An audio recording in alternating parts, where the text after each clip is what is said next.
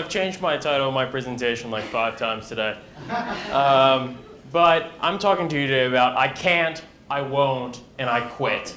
These are strategies for building mental toughness and kicking demons in the throat. You know, we all grow up and we're told that we can follow greatness and be all that we can be, and our parents tell us that we can be the next president of the United States if we want to.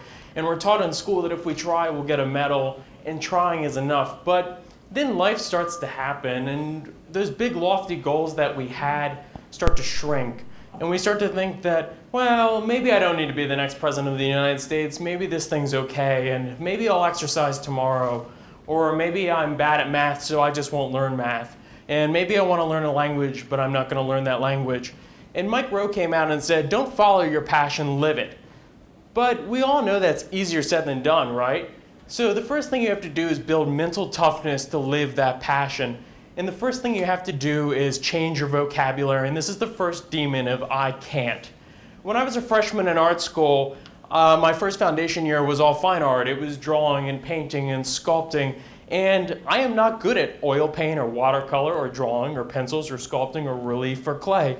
I started to feel lost and destined to throw in the towel. And it wasn't because I did not love art. It's because I felt inferior to all my peers.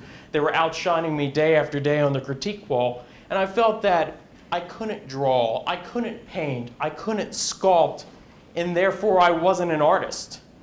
But that's not true. One day my illustration teacher came to me and she said, Brad, you have to stop saying you can't draw, you can't paint, and you can't sculpt.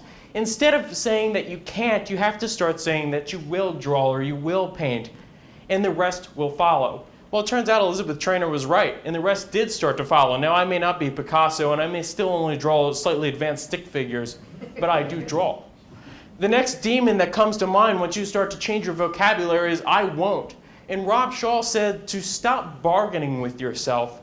Much like fine art, you know, I kind of look in the mirror and I just see a fat kid staring back. So I never flocked to group sports. I never did races. I never went out and ran a 5K because I'm a big dude, and that just wasn't me. And so I started to bargain with myself. I said that I'm not going to run or I'm not going to do this because bargaining is weakness building in your mind. Bargaining is when you tell yourself, and we all do it, I want to sleep for 5 more minutes. I'm going to hit the next snooze alarm. I'm not going to exercise today, I'm going to exercise tomorrow. And then tomorrow becomes yesterday.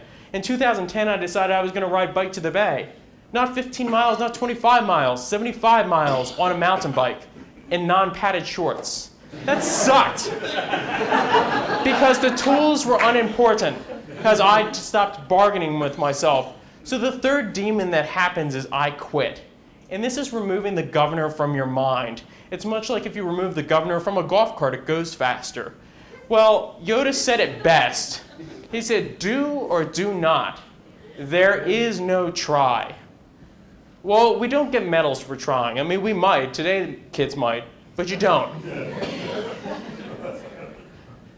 And that's the thing. I no longer do things, or I do not do them. I only do them.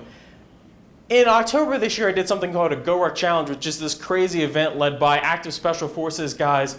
And I was 6.5 hours into my first challenge, and he said, you have 40 minutes in full gear to run 4 miles. My legs were bloody. They were screaming with pain, and I said, I can't, I quit.